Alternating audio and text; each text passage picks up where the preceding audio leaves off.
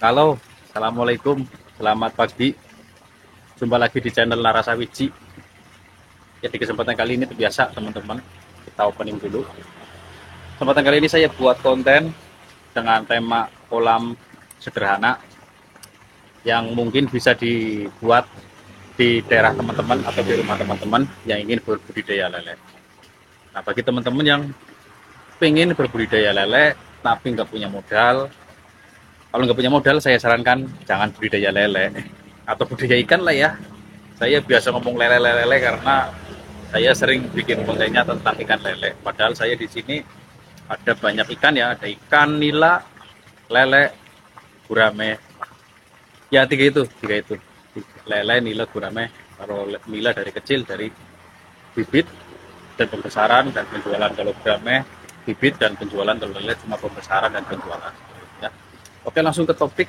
Jadi bagi teman-teman yang punya modal dikit atau nggak punya modal pengen berbudidaya ikan atau pelihara ikan, saya sarankan nggak usah pelihara ikan karena semuanya itu butuh biaya coy, butuh modal, butuh fulus buat bikin sarana dan prasarananya. Kalau nggak punya modal ya gimana, susah gitu. Apalagi zaman sekarang ya semuanya serba serba mahal. Oke, kita langsung saya coba menawarkan atau apa namanya membagikan tips dari video kolam yang low budget atau dengan biaya rendah bisa dibuat di daerah teman-teman semua. Jadi di belakang saya ini nih, nah, dari tadi kan teman-teman udah lihat ya di belakang saya ada kolam yang sedang saya isi ya, isi air dan di belakang saya kebetulan saya gunakan untuk berbudidaya ikan nila. Jadi untuk pembesaran ikan nila. Jadi bahannya cukup murah dan simple. Oke, kita langsung ke kolamnya saja ya. Kita sambil lihat-lihat video kolamnya, nanti saya sambil ngebacot. Nah, seperti itu ya. Semoga aja ya bisa membantu teman-teman para pemula yang ingin budidaya ikan lele, berbudidaya ikan. Tapi bingung nih, mau bikin kolam seperti apa, bikin kolam yang itu harganya cukup wow. Nah, makanya ini saya tawarkan supaya teman-teman bisa hemat biaya dan bisa memelihara ikan di tempat-tempat. Bagaimana videonya? Set, kita let's go. Nah, oke kawanku, ini dia kolamnya yang saya maksud tadi.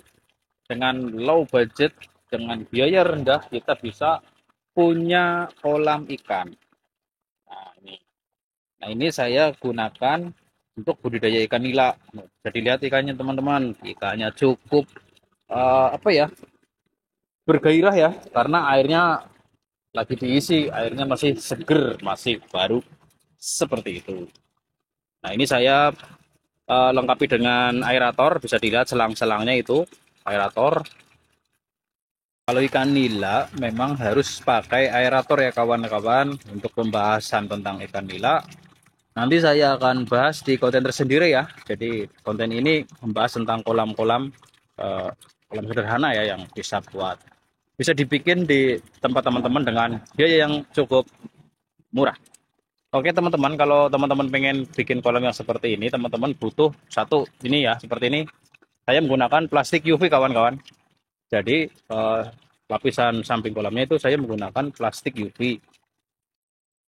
Nah, untuk dinding-dindingnya supaya agak lebih rapi dikit ya, rapi dikit, saya menggunakan bambu saya potong 1 meter 1 meter. Jadi ini ya kolam ini kedalaman dinding kolamnya itu sekitar 80 cm dan nanti kedalaman airnya 70 cm ya teman-teman.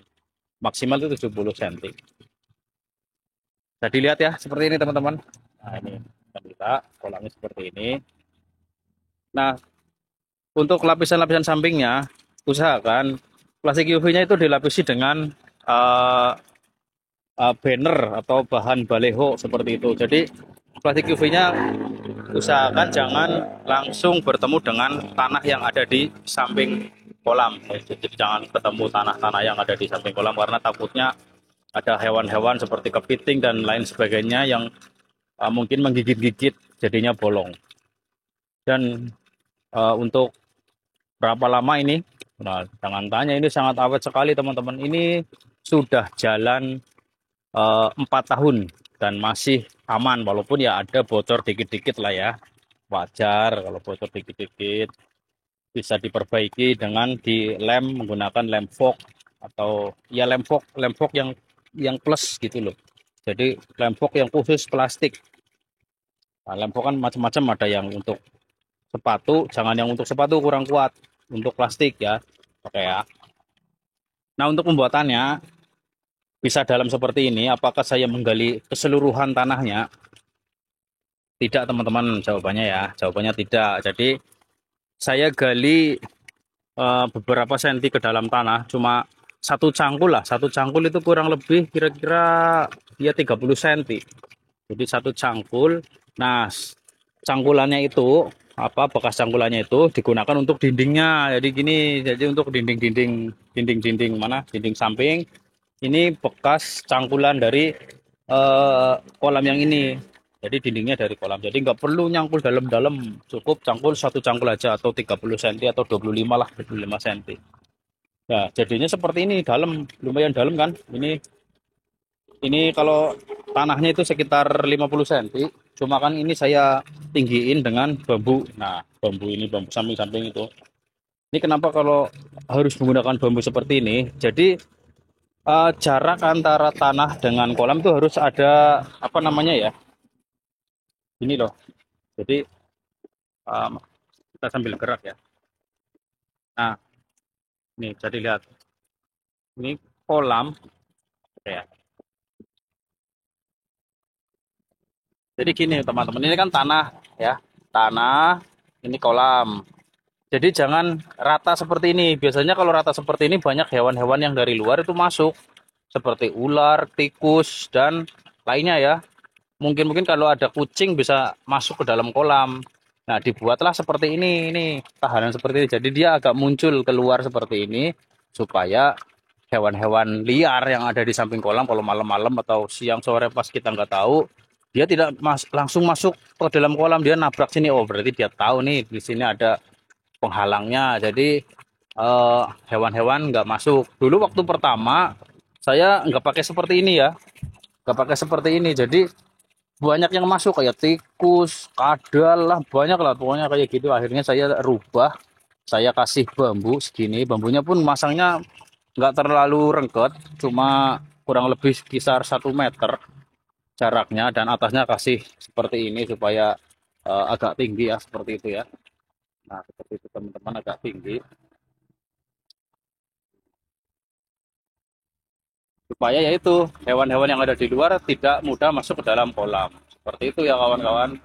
Dan ini biayanya cukup murah. Untuk dulu waktu pembelian plastik UV itu 1 meter kali 4, jadi 1 meter kali 4-nya itu, jadi kita kalau kita beli 1 meter itu dapat 4 kali 1 itu loh maksudnya. Nah, 1 per 1 meter itu harganya 37.000. Nah, silahkan dikalikan sendiri sesuai kebutuhan.